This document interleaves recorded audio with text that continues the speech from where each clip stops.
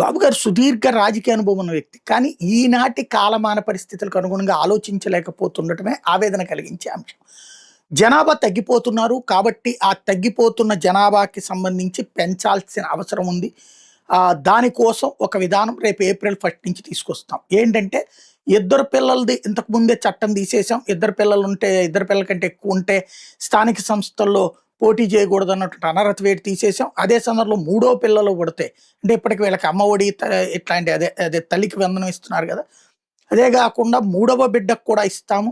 25,000 రూపాయల డబ్బులు కూడా ఇస్తాము అని చెప్తున్నారు. ఇవాళ పిల్లల్ని కనడానికి తల్లిదండ్రులకి 3 సమస్యలు.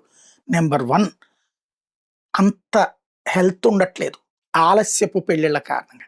నెంబర్ 2 కన్న తర్వాతన వాళ్ళని నిరంతర పోషణ ఫుడ్ పెట్టాలి వాళ్ళకి. ఇక్కడ ప్రభుత్వం ఇచ్చే ఉచిత విద్య ఎట్లాంటిది? గవర్నమెంట్ స్కూల్ ఇప్పటికీ ఉంది కదా అది.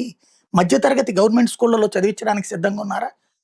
ప్రైవేటు విద్యా సంస్థల లాగా గవర్నమెంట్ స్కూళ్ళను నడిపించడానికి మనం సిద్ధంగా ఉన్నామా? అది లేనప్పుడు మధ్యతరగతి ఎట్లాగంటారు? పేదలు ఎట్లా కంటారు?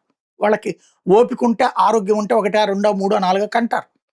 కానీ మధ్యతరగతి కన్నప్పుడు కదా లెక్క. మధ్యతరగతి కన్నప్పుడు నీ ఆర్థిక వనరులు ఇచ్చే ఇది ఫిజికల్ కాన్సెప్ట్. అంటే పేదలకు సంబంధించినటువంటిది శారీరక శ్రమ చేసే బిడ్డల్ని భవిష్యత్తులో తయారు చేస్తారు. కానీ మధ్యతరగతి మానసిక శ్రమని అందించేటటువంటి వాళ్ళు ఉద్యోగ ఉపాధి అవకాశాలకు సంబంధించినటువంటి క్రియేటర్స్ వస్తుంటారు. అక్కడ తేడా వస్తుంది.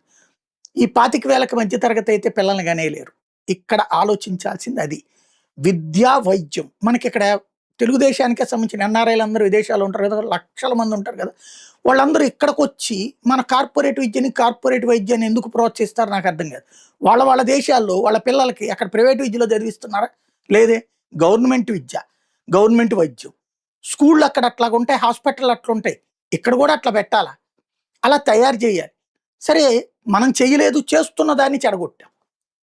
గవర్నమెంట్ స్కూళ్ళని డెవలప్ చేస్తున్న దాన్ని, ప్రైవేట్ పోటీ పడేదాన్ని ఎందుకయ్యా అంటే మన వెనకాల ప్రెషర్ చేస్తున్నటువంటి వాళ్ళు ఎవరు? అధికారులు. వీళ్ళందరినీ మన పార్టీ నడిపించే వాళ్ళల్లోనే ఈ హాస్పిటల్ ఓనర్లు లేకపోతే కాలేజీలు స్కూళ్ళ ఓనర్లు ఉన్నారు.